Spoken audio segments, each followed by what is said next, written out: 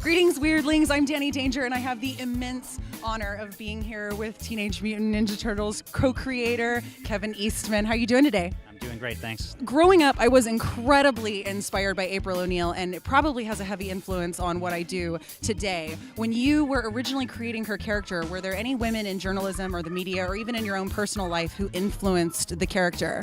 Well, I think, my mother was a very strong personality. She was, the ruler of the household and stuff. And I always, I grew up with three sisters, so it's always been, a strong female personality. It's like my sisters always try to compete with me. It's like they want to be as strong and fast and as, powerful as the boys, I guess. So I always liked that in a character, and I love that in movies. I mean, Sarah Connor, Sigourney Weaver, Aliens, that kind of stuff. So when we created April, it was with that in mind. We want a nice, strong female character to be with the tough guys like the Turtles. I love the currently running series, and it's so great to see you back doing what you do so well. Originally, April was a reporter, and in the new series, she's actually a scientist, lab tech student. And when you decided to make that choice, what influenced that choice, and what commonalities in those two professions, what do those commonalities illustrate about her personality? Well, when she was originally created, April was the first human character that we brought into the Turtles universe in issue 2, and she was a scientist. So when we started the new IDW series, we wanted to take her back to those roots as that character. Early on, after the black and white series, when we developed the cartoon show, we wanted her as a reporter just to be, there in the front lines with the Turtles, be able to report on stuff and help guide their adventures and sort of join their adventures as well. But I think it was with the same mission at heart was, we wanted her to be part of the team, part of the group, whether it be, kind of a sisterly kind of thing, almost a little motherly in some different ways. But we just wanted that strong personality to compete with them. Even with the new Nickelodeon animated series, we wanted her to be much younger, more on the same age level, which has been really fun. The adventures and the interaction you can write around a story platform like that has been fantastic. So it's all about the story. So one of my favorite things about the story is for those of you who watch the show, I really ship Casey and April. I love them together, and obviously you do too, because spoiler alert, there's a little bit of romance happening in the new series. What about them makes such a good couple and team for you? Well, it's like, it's the perfect, oil and vinegar kind of situation, because he's such a, Casey's such a goofball. He's like, he started he decided to become a vigilante by wearing a hockey mask and 2 baseball bats, and he's just a goofball. But it's like, I love the tension. That's almost like moonlighting, like they said in the first Turtle movie. And actually, it's so great to be signing here with Judith Hogue.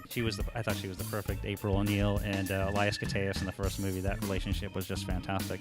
But no, I just like that mix, and it sort of gives a good bit of drama, romance, and passion, and yeah, I would like to see them together more.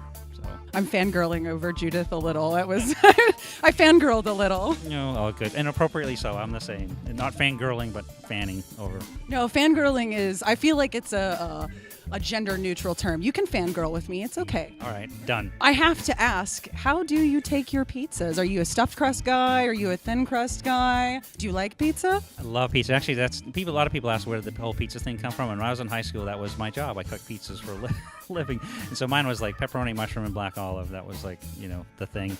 And it was always thick crust. But I like all kinds of pizza. I'm not that, particular pizza, especially good New York pizza. Or I grew up in Maine, and Boston pizza is still where the home and the heart is, or the pizza.